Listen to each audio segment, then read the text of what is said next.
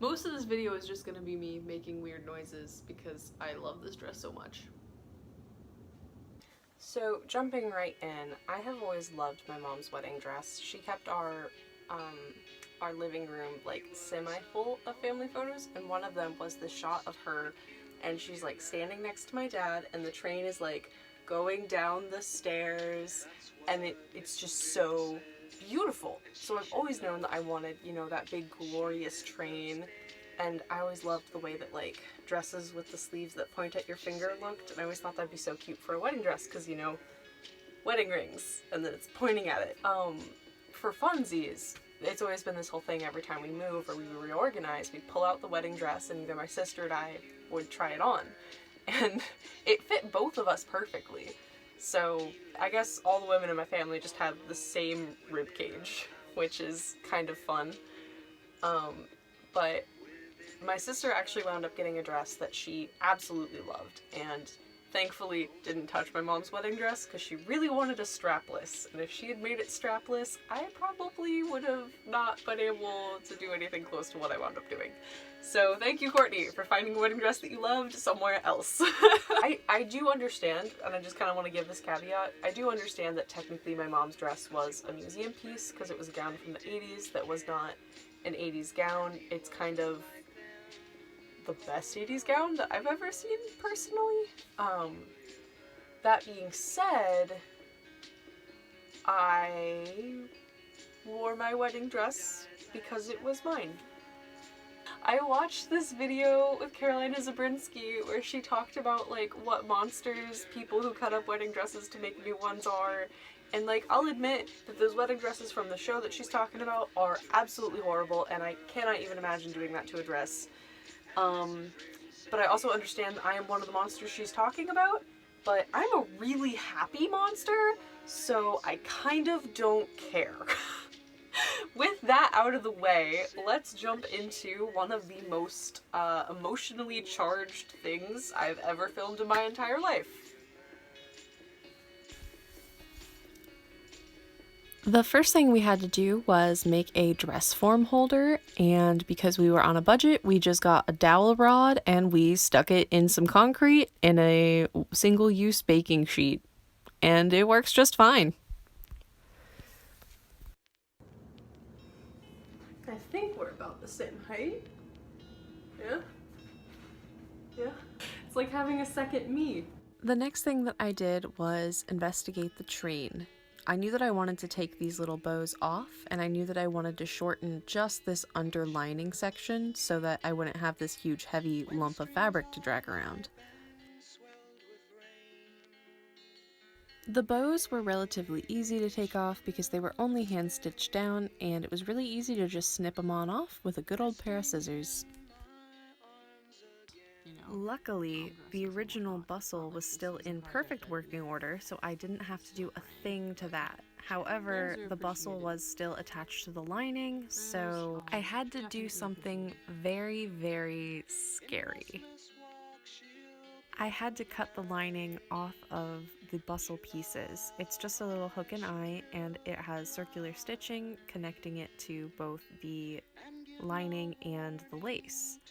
And since I'm only keeping the lace section of this train, the lining had to go. Thankfully, this was a really easy fix, but it wasn't easy emotionally. I cringed just watching this footage, if I'm being entirely honest with you.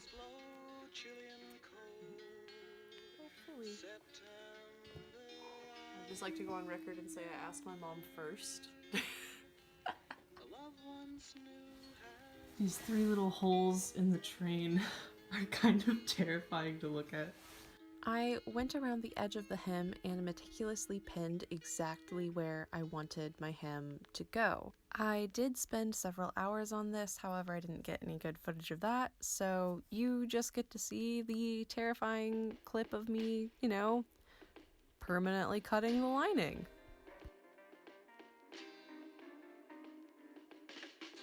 Since I cut it, this has just been sitting here, and it's already like starting to come undone a little bit.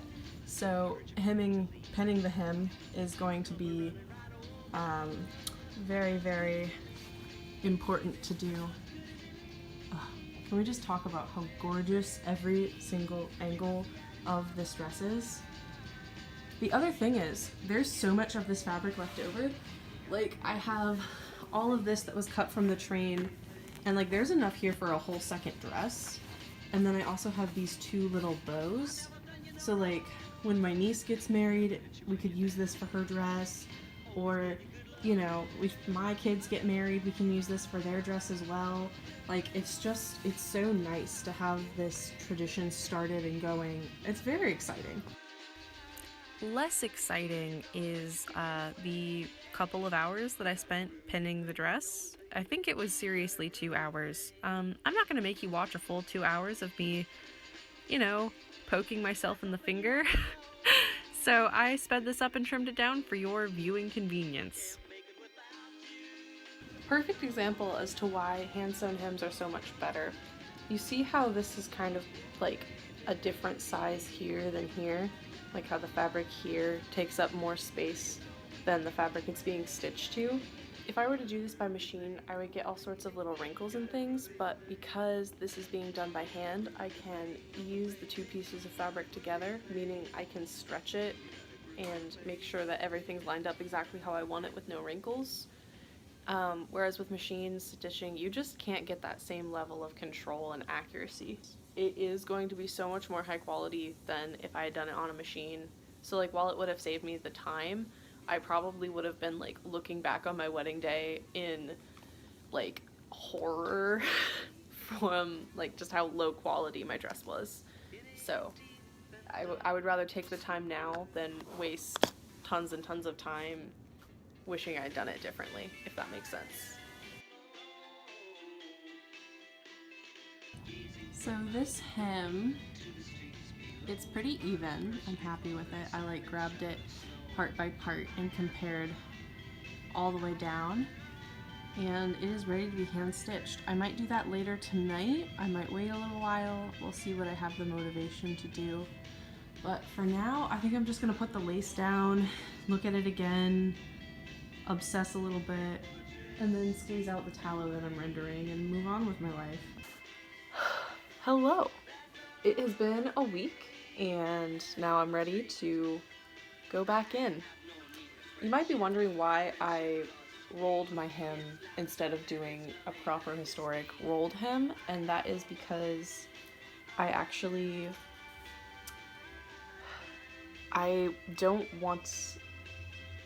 I've had issues with my rolled hems in the past where if there's not like enough tucked under, sometimes the fabric will unravel.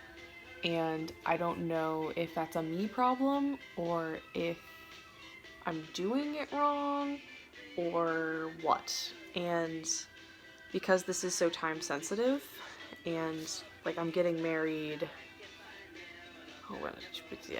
I'm getting married really soon. It's like a month and a half that we have, and I still have to make all of the little girl dresses and all of the bridesmaids bra covers for their dresses.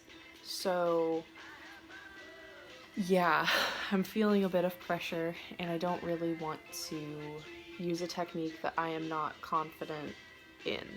Even though it is like a tried and true technique, I am just gonna do a scanty hem in a really improper gremlin-y way instead of a perfect rolled hem.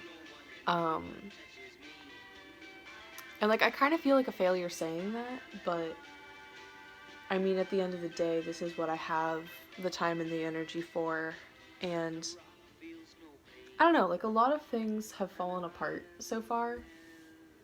Like in my whole wedding journey right now, I'm really just feeling burnt out, and wow, I'm sorry, I'm getting so emotional, but I mean, this is where I'm at, and I mean, I can edit this out if it gets too gushy, but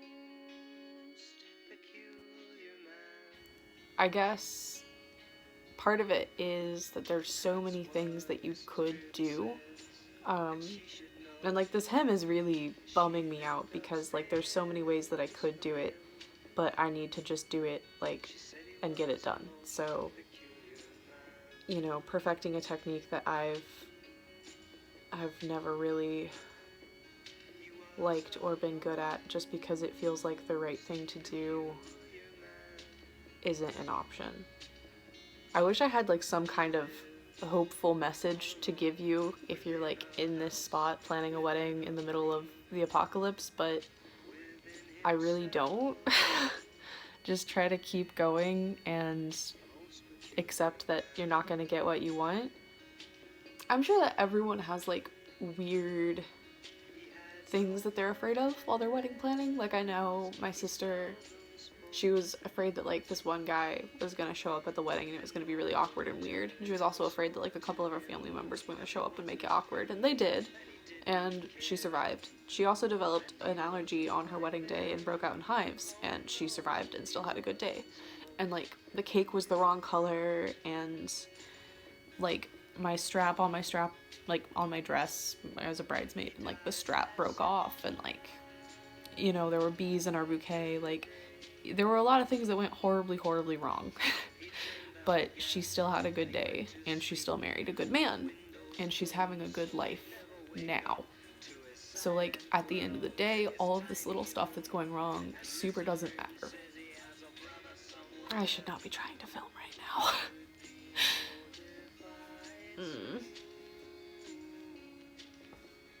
I'm gonna sew this hem now, and I'm probably gonna do it off camera because I think I might actually need to cry. So last time we left off, I was working on the hem, and I may have been crying like a little baby. We'll see if I actually include any of that footage, because most of it's pretty unsalvageable. It's just me ranting into the camera about, you know, the state of the world right now and how planning a wedding mid-pandemic is stressful and awful. And in general, I'm a people pleaser by nature, and I'm trying really hard to just be very selfish. Like most of what I talk about and do on this channel anyway is just me being ungodly selfish. You know, sewing for myself and doing exactly what I want to do, and hoping that it, I don't know, inspires someone. But after reflecting on, you know, the fact that this is a project that like has a time limit and needs to be done, I knuckled down and I was like, okay, obviously I'm not in a good headspace to actually film this, so I'm just gonna do it. And I was actually really productive. I finished the hem, I pressed the hem, I steamed everything. The bow is looking a lot better. Here, let me take you around and give you a little bit of tour of what I've done. Oh, just look at that. So far, I am restoring these beads. See how some of them have come up? You see this here, and then it's missing over here. So I'm doing that, and I'm working on pressing things so they lay how I want them to. This side has been very stubborn. It really, I think it's been like this for like 3 decades since my mom was married. So I'm trying to just get it to lay properly. I did a lot of work on this back part, and I'll zoom out so you can see the full picture, but I steamed it. It's still a little wrinkled. I need to go in there with like a tiny iron, but my iron actually, it bit the dust. I tried to iron a face mask that turned out to be made out of like a non-woven super meltable fabric. So now there's just like all of this goo stuck to my iron, which it's like 2 decades old anyway, so it's probably time that I replaced it. Because like, you know, it's not a new iron by any means, but it still works, so I feel kind of weird throwing it out, but I don't know. I'll try to clean it. My mom does have a new iron in a box that is probably what I'll use for the wedding dress, just because, you know, it's a wedding dress, so we want it to look as nice as possible, but mostly it's just been getting steamed, and every time I do it, it relaxes a bit more, and I'm able to encourage some nice wrinkles, but like, not wrinkles, but like I'm able to encourage the folds I want and get rid of the wrinkles I don't. I also added this snap, which wasn't there originally. Let me unsnap that. And I tacked this corner here up. And the reason why I have a snap on this side is because this bow needs to be able to come undone so I can zip in and out of it. Oh, this is so fun. This is the little hook that the bustle goes to. This dress is just so clever. I wish I could meet the people that made it originally, but my mom does not remember where it came from. It's coming together really, really nicely, which is good because I have, how many tutus? I think I have 7 tutus that I need to make. 7 tutus, no, more than 7. This isn't anywhere near as exciting as a lot of the making of a wedding dress videos that I've watched and really enjoyed. It's just kind of raw and real, but hopefully having that available, people will know what they're getting themselves into when they do a project like this. It's really rewarding and I would recommend it for sure, but man, it has been such a process, and a lot of it is just because, you know, the whole world decided to fall apart while I was working on it, but also working on something that has as high of stakes as this. Like, growing up, like, my mom had pictures of her wedding, like, everywhere in the house, and so, like, this is the first dress that, like, really imprinted on me growing up. And I think a lot of why I am so drawn to vintage fashion in general is because of this dress. It's not like a 1980s dress. It really is like, which Victorian fashion was very much influencing bridal gowns of the 1980s in general, but this one, it definitely takes a lot more inspiration from vintage fashion in general. Hi, Dad. And speaking of surprise relative guests, Do you recognize it? I do. Isn't that the most gorgeous? Mm-hmm. We searched and we searched and we searched. We went to towns all over. She was Oh. mentioning that. Oh. I had saved the money. I told her, don't even look at prices. I don't want you to even look at prices. I want you to get your dream dress. And now it's my dream dress. dream dress is honestly an understatement. We took the dress with us when we went to David's Bridal to pick up a veil because Lord knows I was not about to make a veil on top of everything else that I had to do last minute. And everyone who saw the dress just kept saying how beautiful it was. There was even one other bride who was dress shopping who said that she wanted to try on the dress I was wearing next. It was such an uplifting and positive experience, and we got a veil that we really, really liked that I didn't have to make. So all around, it was a fantastic trip. Day of the wedding, I did press the bow and it came out looking really, really nice, which is good because if it hadn't, then it would have just looked bad for the wedding. And that is the last thing that I did. Wrapping things up, it's worth noting that I did not get any footage after that. I just stopped recording because it was stressing me out and I needed to enjoy my actual wedding and the process therein. So I'm sorry, but I do have some photos from the day of taken by the lovely Melissa Fox. I will link her stuff down below because if you are in the Central Ohio area, she is a fantastic photographer to work with. She's the only person that can make me look not like an excited raisin. So definitely who you want to go with.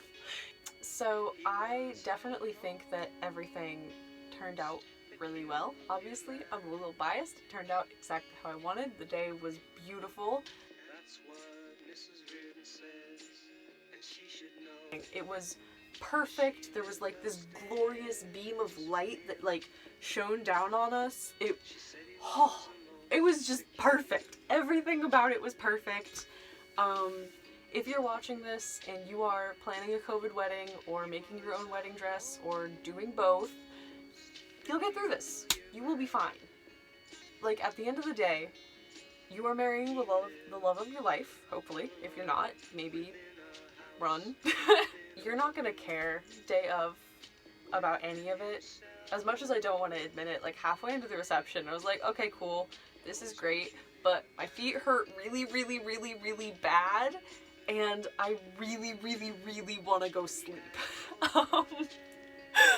Like, I had my taco, I had my cake, I had my dance, and I was like, cool, Actually, at one point during Bobby and I's first dance, I remember distinctively hanging on him, and he was the only thing keeping me from collapsing to the ground. So, yeah, I was so much more tired than I expected to be. As it turns out, it's because I had undiagnosed asthma. But, you know, life. Looking back through the footage to make this video was actually kind of a shock because I forgot just how emotional I got. I remember only the good parts, really. Like, I don't remember forgetting how to do a rolled hymn and crying. I remember, you know, setting out the train for the first time once I got the stains out and looking at just this gorgeous, gorgeous length of fabric that was going to go on my body.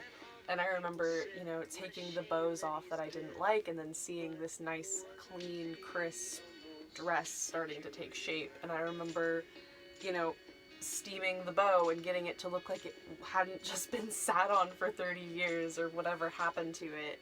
Or how happy I was when I finally got the cat pee stain out of the train. Like,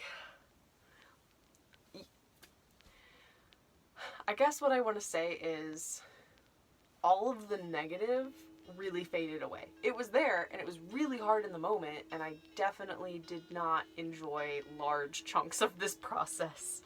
But now that it's over, I'm just really, really happy with everything that happened. Yeah.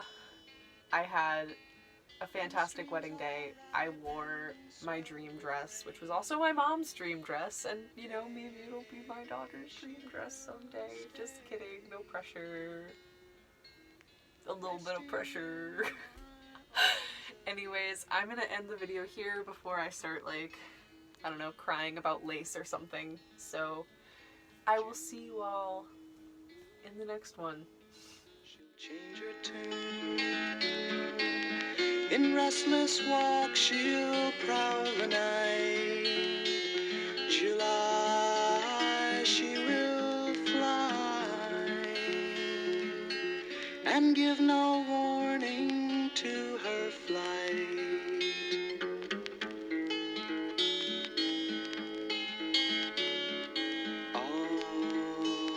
August, die she must. The autumn winds blow chilly and cold. September I'll remember. A love once new has now